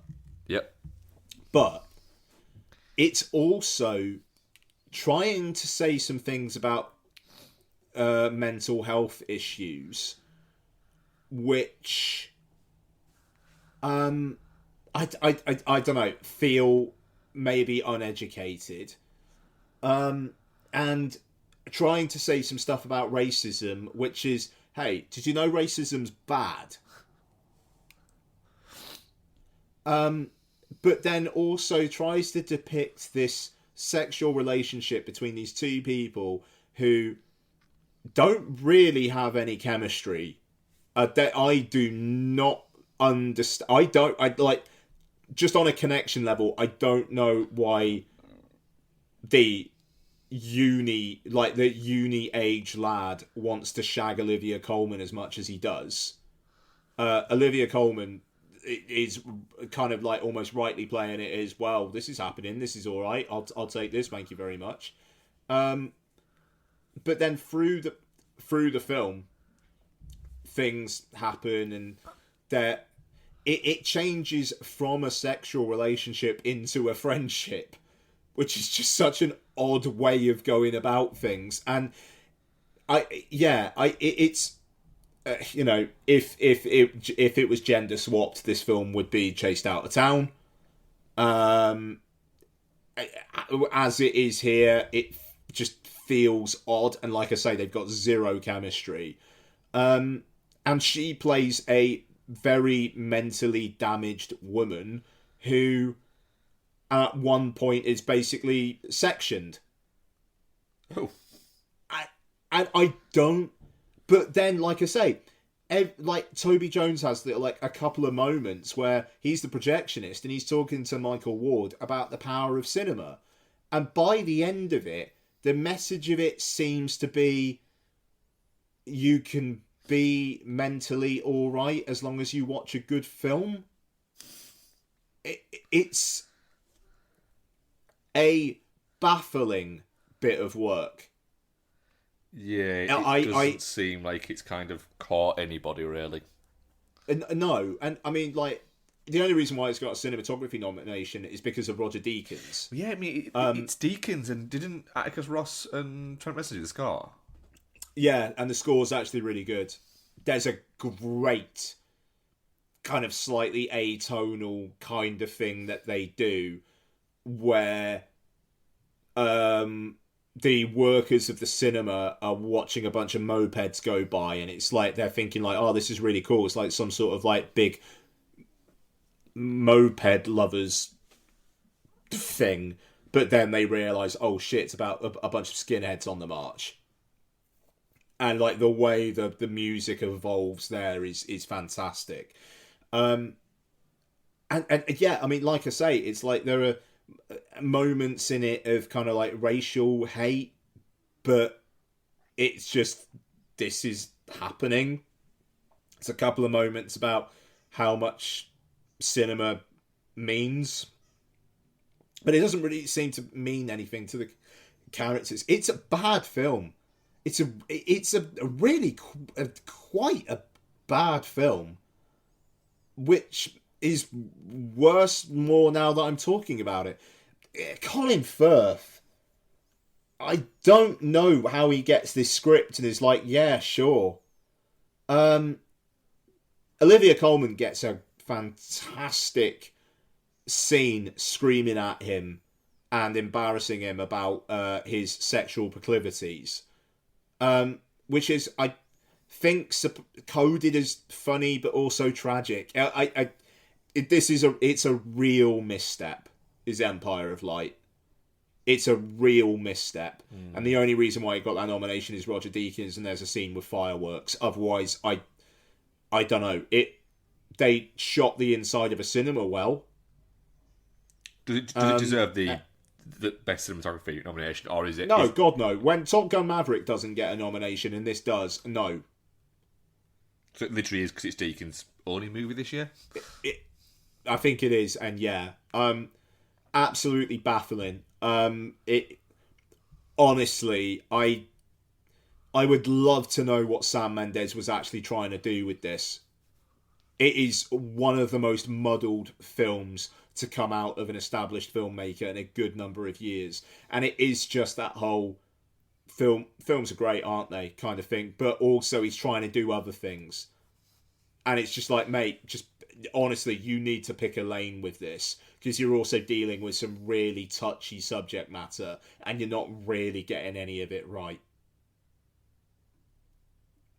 So, yeah, there you go. Empire of Light, it's shit. Just trying to do too many things at once. Yeah, yeah. You know what's not trying to do too many things at once? What? Plane. Plane starts off, title comes up, Plane, and it starts with Jerry Butler running into the airport because he's running late for his flight. And it's just go, go, go. No, like straight up. It just, there is no context. It's just, he's a pilot. He meets his co-pilot. He meets all the staff and whatnot. He's asked to come out for a second. Oh yeah, what's going on? Oh, there's a prisoner on this flight. All right, keep him away from the other passengers. They'll get spooked. Okay, cool.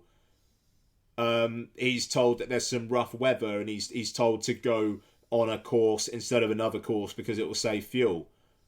And then the plane crashes, and he's able to get it down. It's on an island in the Philippines, and that island doesn't really have any police force. No one knows where they are. And Jerry Butler and the convict on the plane, played by Mike Coulter, basically have to try and find a way to get them gone. Plane is really, really tense. there is a plane crash at the end, and then something else at the beginning, sorry, and something else at the end, which is just all very, very, very tense. Butler is playing Scottish in this, which is great. But also, he's capable, and in a one-on-one fight, he can do shit. But at the same time, when it's him against a bunch of people with guns, he can't do that by himself.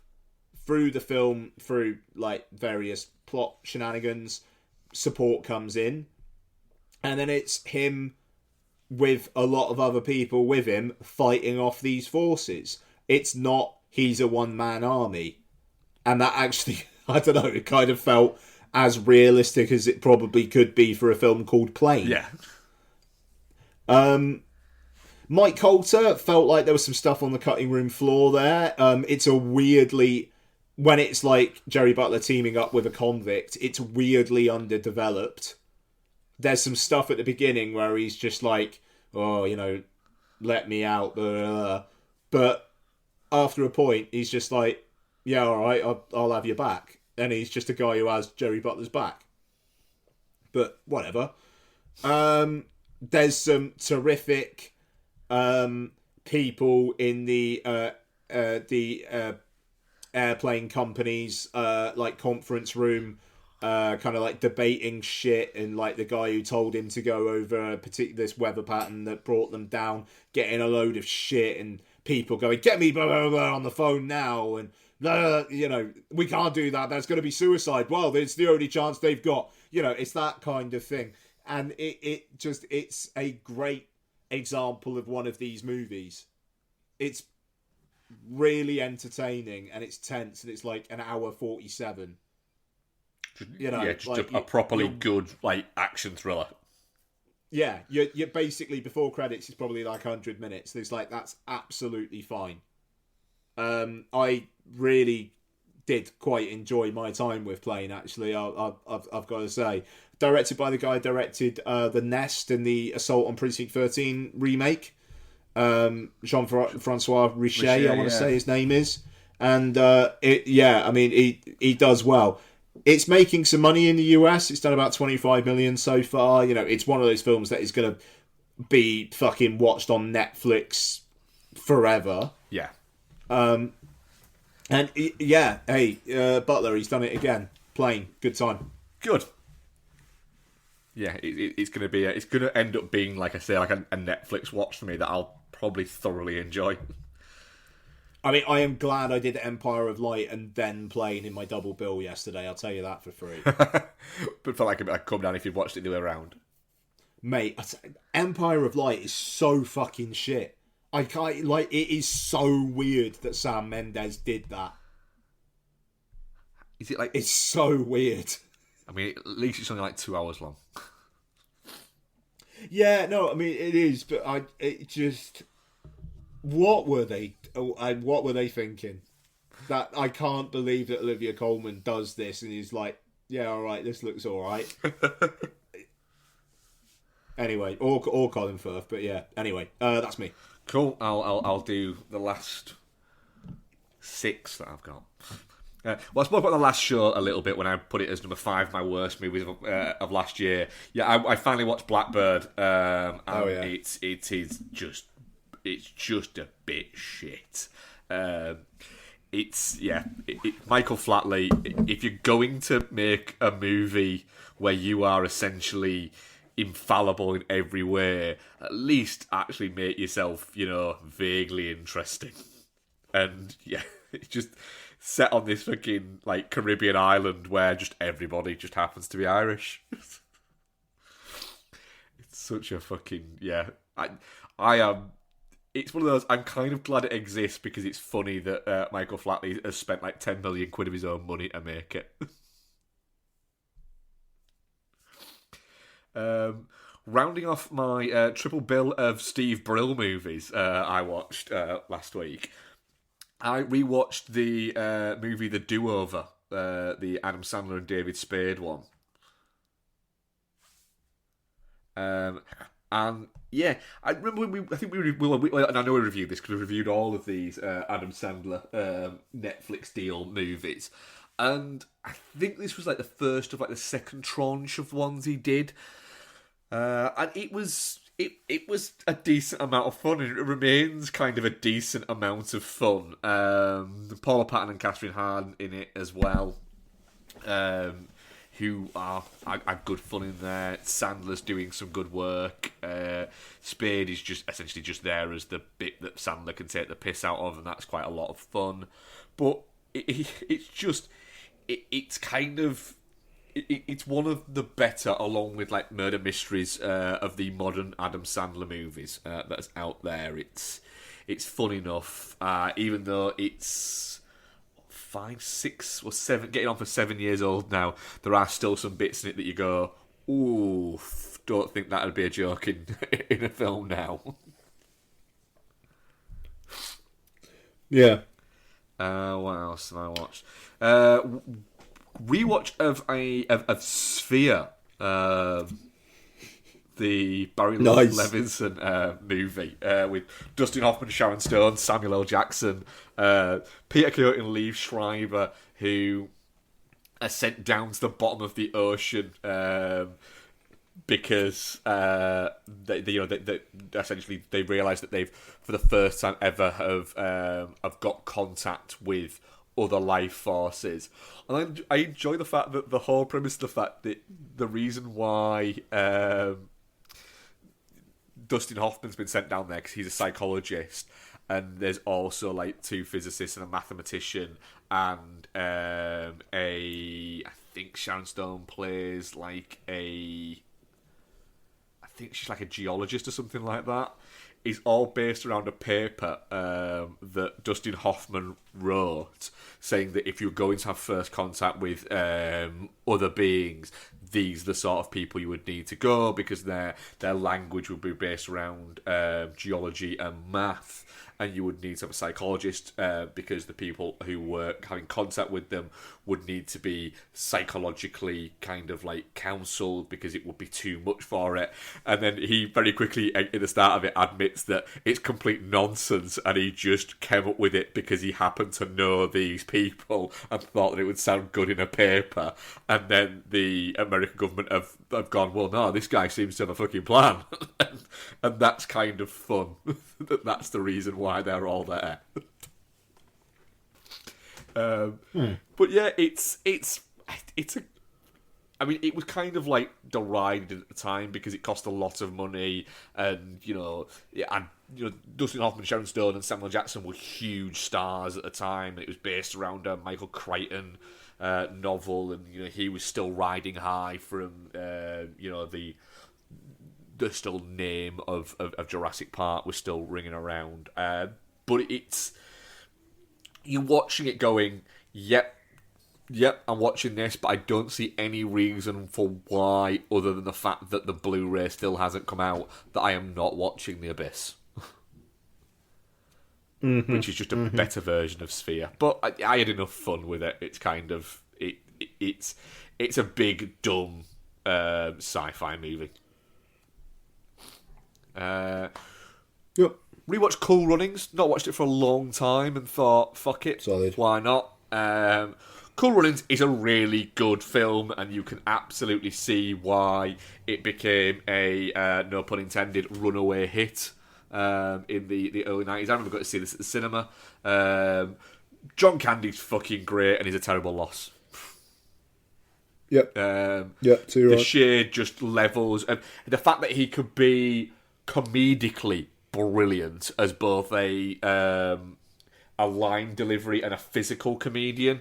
And I don't just mean like Fat Man Fall Down physical comedian. I mean just using a physicality to his comedy, but also have this unbelievable depth of humanity within himself, that he could absolutely crush scenes with just bringing that level of humanity is just brilliant, and is just such a fucking loss. That guy quite easily would have a couple of Oscars just in the bank by now, had he, still been around.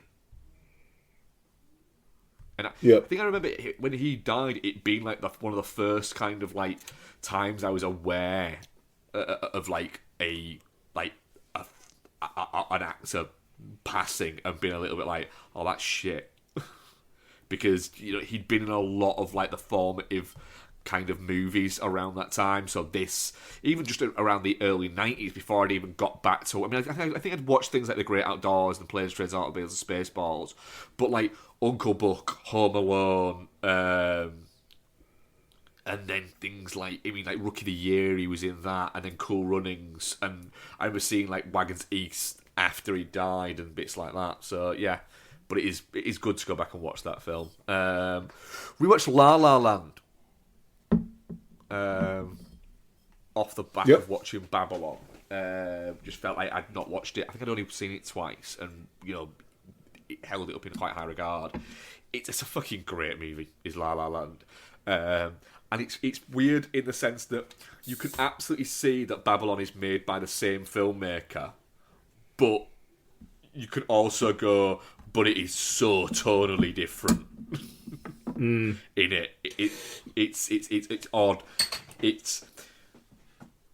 You can see why in terms of the pizzazz that Chazelle's got, but also La La Land, although is a bittersweet movie, Babylon is a lot more of an aggressive movie than La La Land, if that makes sense. Yeah. La La Land, it's at the start of it when you've got, you know, just when it basically announces itself very quickly of going, we're a fucking musical. We're a colourful musical. And then when it starts to go through it, the colour starts to quite literally, the costumes start to fade within it, and it becomes more of a serious palette that goes through. And then you get that, you know, the ending with the, essentially it's like a dream sequence, or a this is what could have happened, but then the realisation of, actually, do you know what? Our lives are better without each other. It's such an odd, but kind of makes sense, but in a way like heartbreaking. But you're the people who are supposed to be together, but then you realise, no, they're not. They weren't that great together. They weren't together that much. And their lives are better without each other being there. But there's still this smile of what could have been from both of them. It's brilliant, and both Emma Stone and Ryan Gosling are fantastic in it.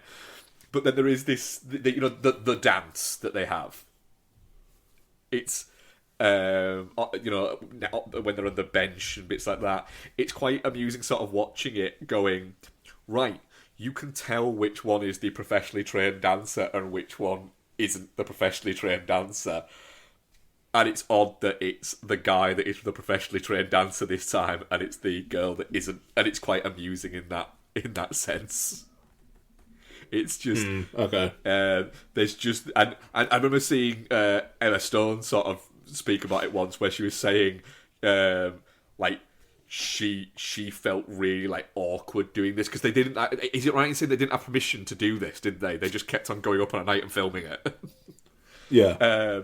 And I remember seeing a thing where she commented on it and saying, you know, that Gosling kind of, like, she was weirded out by how good Ryan was at this, and it wasn't until later on that he was like, you do realise that I'm a professionally trained dancer, though.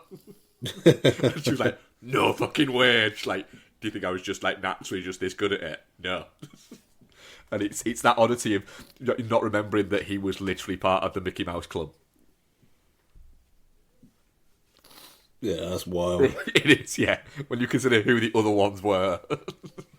Yeah. But yeah, it's fucking great. It's La La Land. It really is. And let's say an odd companion piece to Babylon that also feels like it's almost like the antidote to Babylon in a weird way. And this is good for somebody who really liked Babylon. But yeah. And then now, the one that I genuinely think is a fucking stone cold modern day masterpiece And I don't think I am the only person within.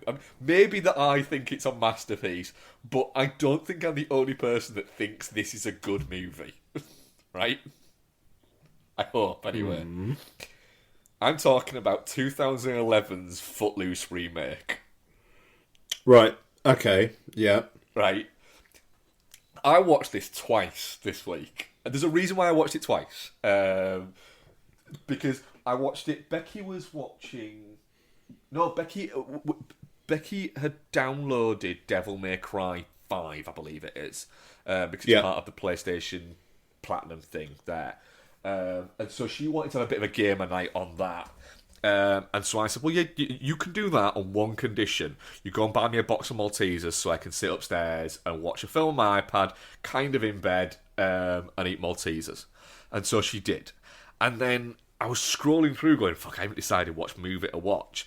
And I scrolled past Footloose and went, fuck it. That sounds like the sort of movie, that feels like I enjoyed it enough, but I can sit there, eat Maltesers, and kind of sit up in bed and watch Footloose on my iPad. Because we don't have a TV in our bedroom now, because I got rid of that. And so I did, and was like watching it going, I'm fucking really enjoying this movie. Like, I'm really fucking enjoying this movie. And then I watched it again, because I completely forgot to download. I usually have like a few movies downloaded on my iPad across the various streaming services, and I'd run out, and the only movie I had left to watch on my lunch at work was, I still had Footloose downloaded on my iPad. And so I watched it again and got about halfway through it and thought, I only watched this 2 days ago and I'm watching it again and I'm still really fucking entertained. It's, again, having a performance that is from Kemi Warmold, who plays the lead character, Ren. The fact that they got a proper professional dancer, and it just happened that he can act and he is good in it, feels brilliant, because as a dancer he's very, very good, and there's the confidence that he has when he's dancing as a screen presence is very much look, I fucking got this, I'm gonna look cool as fuck because this is the shit that I can fucking do, is brilliant. And having Miles Teller kind of playing off that is a lot of fun, but it's just, it captures the mood of the original Footloose, but then just makes it a lot more competent. I think having Craig Brewer there, who understands music within movies, can absolutely help within that. So it's not a perceived just jobbing fucking director that MTV have just fucking shit out and gone, fuck it, there you go. We've got all these pretty people and we've got music, just go and make some shit. Brewer's kind of gone, I've got a fucking idea here, let's go with this, and has made just a forceful, entertaining movie that kind of works as a kind of coming of age movie as well at the same time, but without feeling like it's just trading off being nostalgic. And it left me kind of going, what the fuck is Kemi Warmold doing now? I hope he's alright. Yeah, what is he doing now? He runs a really, really successful dance company. Okay, good for him. Yeah, and I went down a little bit of a rabbit hole and went, right, what's he doing? I hope, because he does do a little bit of acting, but he's very much like he just does the odd little bit because, not even like to pay money or anything like that, just to help out friends that he has within the industry. So he's in Gasoline Alley, which is one of the last kind of Bruce Willis ones. And he's basically in that because he's friends with Devon Sawyer, who's in it. Oh, wow. And that's it. Wild. But yeah, he runs a really successful dance company, and has a very successful TikTok dance thing as well that he does, that he's part of in the company that he runs, and does like showcases around the world. So it's like, it went, yep, he's clearly doing very well for himself, without having to do movies. Good on him. I was kind of quite heartened by that. I would have thought, oh god, I hope he hasn't just given up dancing. He's just trotting around doing bit parts in shitty TV series. But yeah, it's a fucking great time. Is Footloose, and I get the feeling that if it wasn't just Footloose, it would be a lot more highly regarded. Nice. Yep. And that's it. That's the eclectic mix of batshit that I've watched this past week. Good stuff. Okay. So we are on to Twitter questions. We didn't actually get any. I think I put the requested questions out just way too fucking late, since I only put it out like 3 hours ago. Okay. Which is my bad, and I apologise, listeners, for being so tardy. I was literally sat after I'd watched Barking Dog No a Bite and was like, something I normally do on recording days. I was like, shit, I haven't put out the poll or questions. Well. Yeah, and it's Sunday, so I think people maybe have just got other shit to do. Yeah, true. Okay, cool. All right, so that'll do it for this week. We will be back next week with Knock at the Cabin. Yep. Along with The Whale. So, big week next week. Yeah. Yeah. And, yeah, that'll do. Slightly shorter show than the last couple of weeks, but, I think that's fine. Yeah. We'll call it there. Yeah. Mark, thank you ever so much. Thank you very much, Ian. And thank you very much for listening. Thank you for listening, guys. Yeah. Goodbye. Bye.